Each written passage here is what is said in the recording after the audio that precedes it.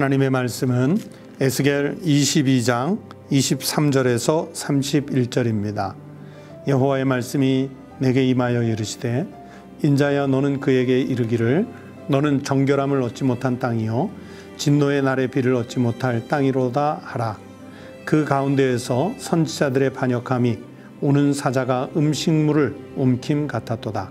그들이 사람의 영혼을 삼켰으며 재산과 보물을 탈취하며 과부를 그 가운데에 많게 하였으며 그 제사장들은 내 율법을 범하였으며 나의 성물을 더럽혔으며 거룩함과 속된 것을 구별하지 아니하였으며 부정함과 정한 것을 사람이 구별하게 하지 아니하였으며 그의 눈을 가리어 나의 안식일을 보지 아니하였으므로 내가 그들 가운데에서 더럽힘을 받았느니라.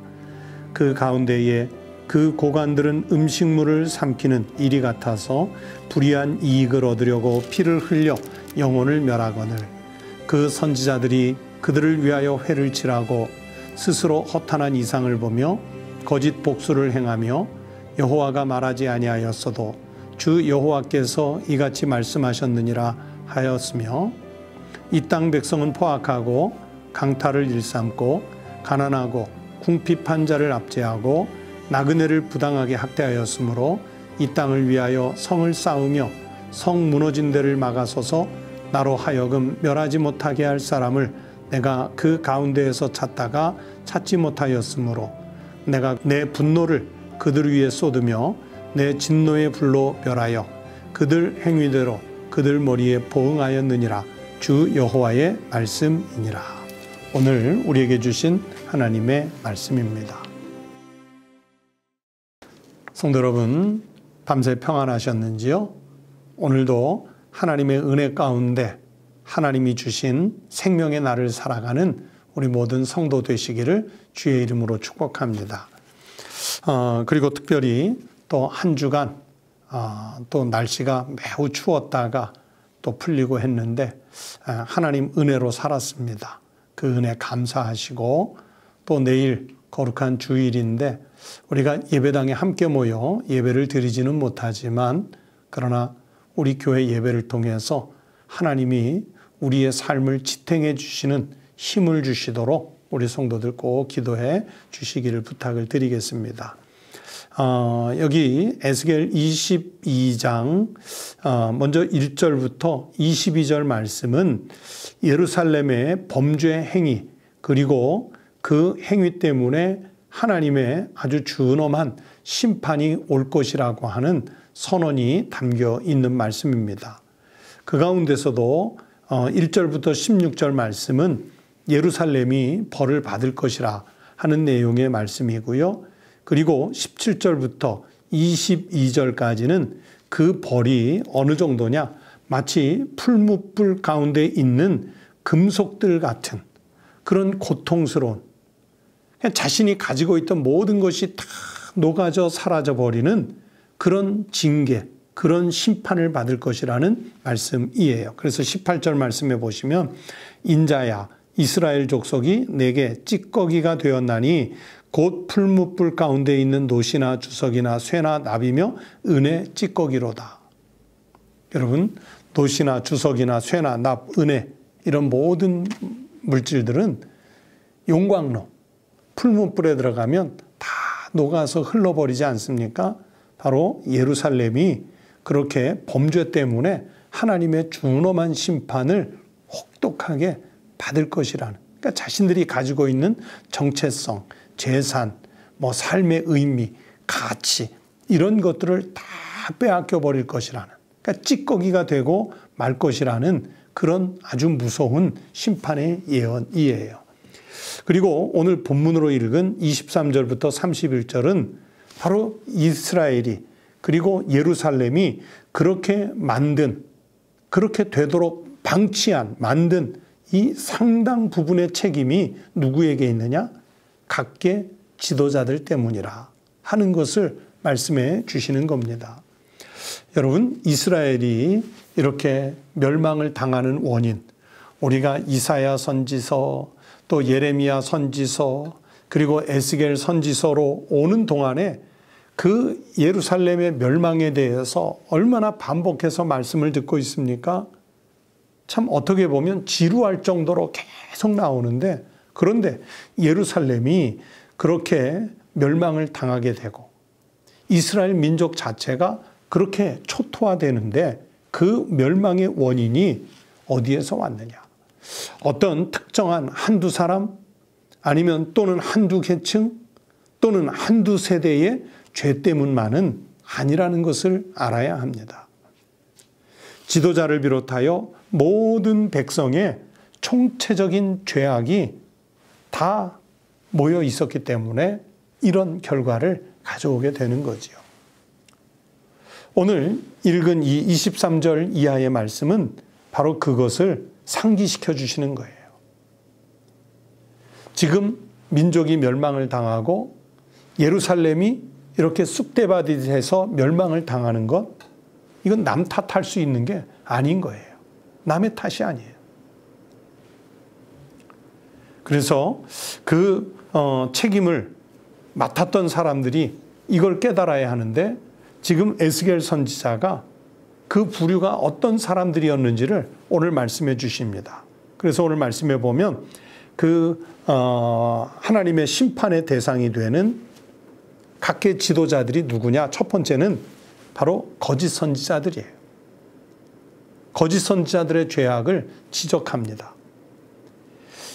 선지자인데 하나님 뜻에 맞지 않는, 하나님의 말씀과는 전혀 다른 말씀을 선포하기 때문에 저들이 거짓 선지자예요.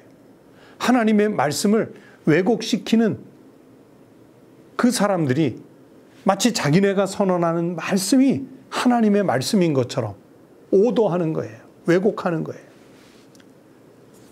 그래서 28절 말씀을 제가 한 번 더 읽어드립니다. 그 선지자들이, 거짓 선지자들을 말하는 거죠. 그들을 위하여 회를 칠하고 스스로 허탄한 이상을 보며 거짓 복수를 행하며 여호와가 말하지 아니하였어도 주 여호와께서 이같이 말씀하셨느니라 하였으며.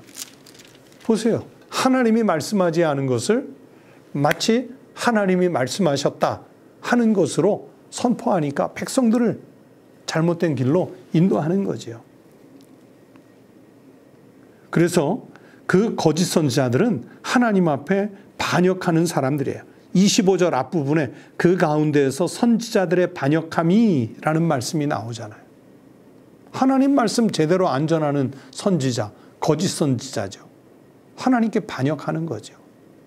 바로 그들의 죄를 지적하는 거예요. 또 두 번째는 제사장의 죄악도 지적을 합니다. 여러분, 이스라엘 민족에게 있어서 제사장이라는 사람들이 갖는 상징성이 있거든요.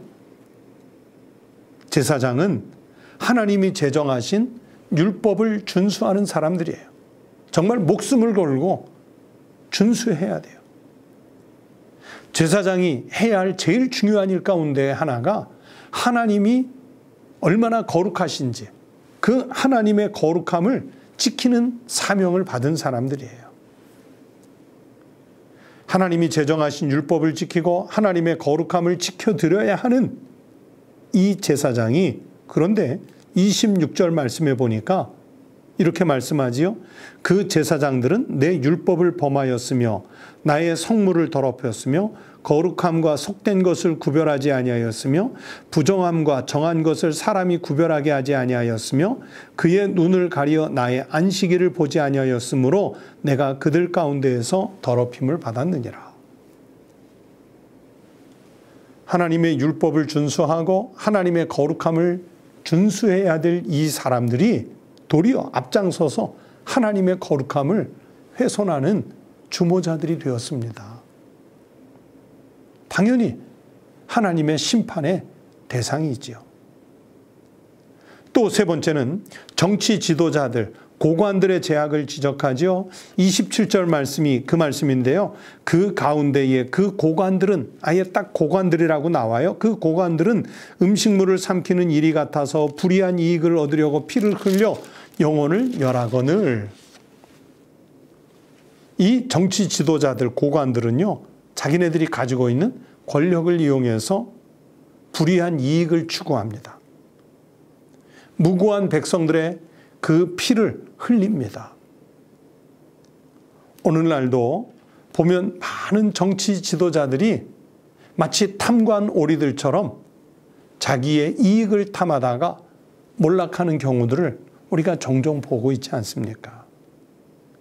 그 지도자들의 잘못이 이스라엘 민족의 멸망을 불러오는 거예요. 그러면 이렇게 선지자들, 제사장들, 정치 지도자들만 그랬느냐? 네 번째는 아니에요. 유다 백성들 전체가 죄악생에 빠졌다는 것을 지적하고 있습니다. 그래서 제가 29절 말씀을 한 번 더 읽습니다.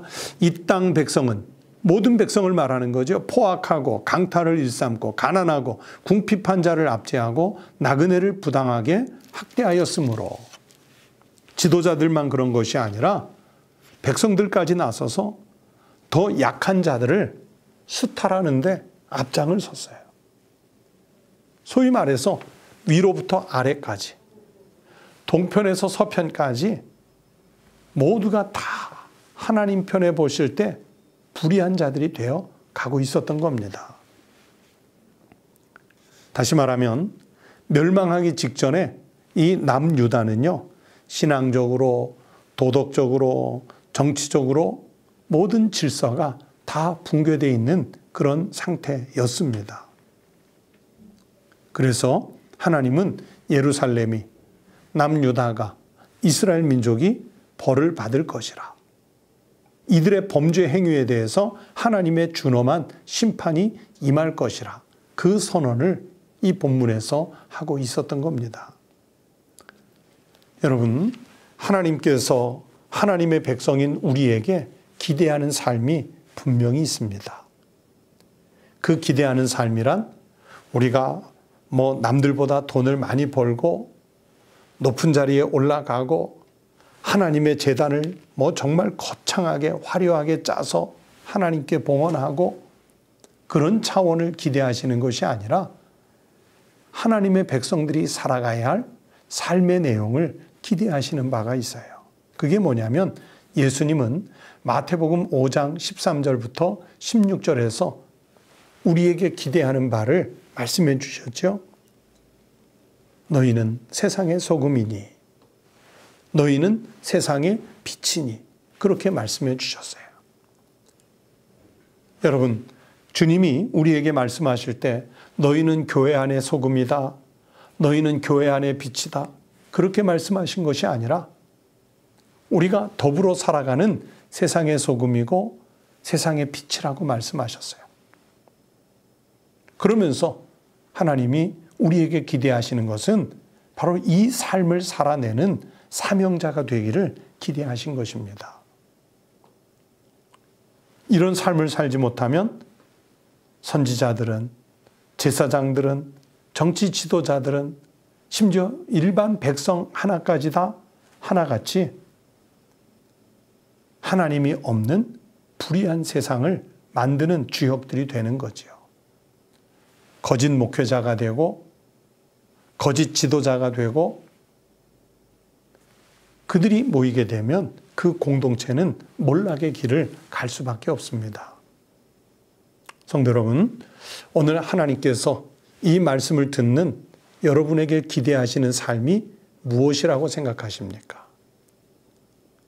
그 삶을, 하나님께서 기대하시는 삶을 오늘도 살아가고 평생 동안을 그 뜻에 맞추어 살아가는 우리 모든 믿음의 성도들이 되시기를 주의 이름으로 권면합니다.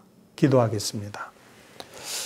하나님 아버지, 주님은 우리에게 세상의 소금, 세상의 빛으로 살라 말씀하셨는데 그런 삶을 살아내지 못했던 우리의 미련함, 우리의 나약함을 주님 용서하여 주시옵소서. 이제라도 늦지 않게 하나님께 영광을 돌리며 세상 사람들에게는 하나님의 백성으로서의 가치 있는 삶을 살아내어 하나님, 이 땅에 죄악을 밀어내고 하나님 나라를 이루어가는 일에 주님의 도구로 저희들이 그렇게 쓰임을 받게 하여 주시옵소서. 그런 삶을 살아낼 수 있도록 온전히 우리가 하나님 말씀 앞에 서게 하시고 무릎 꿇어 순종을 다짐하게 하시고 또 주께서 원하시면 우리의 생명까지라도 하나님을 위해 드리고 살아갈 수 있는 결단 있는 삶이 되게 하여 주시옵소서. 하나님, 우리 성도들 오늘 하루를 살 때도 가정에서, 일터에서, 이웃들 속에서 소금이 되고 빛이 되는 삶을 살게 하여 주시옵소서. 하나님 아버지, 계속해서 비대면 온라인 예배를 드리고 있습니다. 하지만 하나님께서 이 전염병이 속히 끝나게 하셔서 우리 성도들이 성전을 찾아와 마음껏 예배하고 하나님께 영광을 돌리는 거룩한 공동체가 되게 하여 주시옵소서. 내일 주일을 맞아서 우리 교회의 예배가 살아 역동하는 예배가 되게 하시고 우리 한국교회, 이 땅에 있는 모든 건강한 교회들의 예배가 영이신 하나님 앞에 신령과 진정으로 드리는 예배 삼게 해 주시옵소서. 우리 성도들 어느 곳에 있든지 주님의 돌보심으로 평안하고 안전하고 복된 삶을 살아가게 하여 주시옵소서. 우리 주님 예수 그리스도의 이름으로 간절히 기도드리옵나이다. 아멘. 함께 기도하실 제목을 나누겠습니다. 첫 번째는 오늘 성경의 말씀들을 생각하시면서 나의 죄를 하나님께 고백하고 회개하는 심령을 갖도록 기도하십시다. 그저 입으로만 중언부언하는 회개의 기도가 아니라 오늘날 우리가 겪고 있는 이런 고난의 시대, 아픔의 시대가 나의 죄 때문, 우리 공동체의 죄 때문인 것을 하나님 앞에 고백하고 회개의 기도를 드리십시다. 또 두 번째는 우리 사회에 하나님의 공의, 하나님의 긍휼이 강물처럼 흘러 넘치는 그런 시대, 그런 사회가 될 수 있도록 기도하시는데 바로 하나님의 공의와 긍휼은 다른 일을 통해서가 아니라 바로 나로부터, 우리로부터 시작될 수 있도록 힘써서 기도하십시다. 끝으로 세 번째는 내일 주일입니다. 내일 주일 예배가 은혜롭게 드려지고 내일을 끝으로 우리 성전에서의 모든 예배가 잘 회복될 수 있도록 우리 성도들이 간절히 기도해 주시기를 바랍니다. 이 시간 다 함께 기도하겠습니다.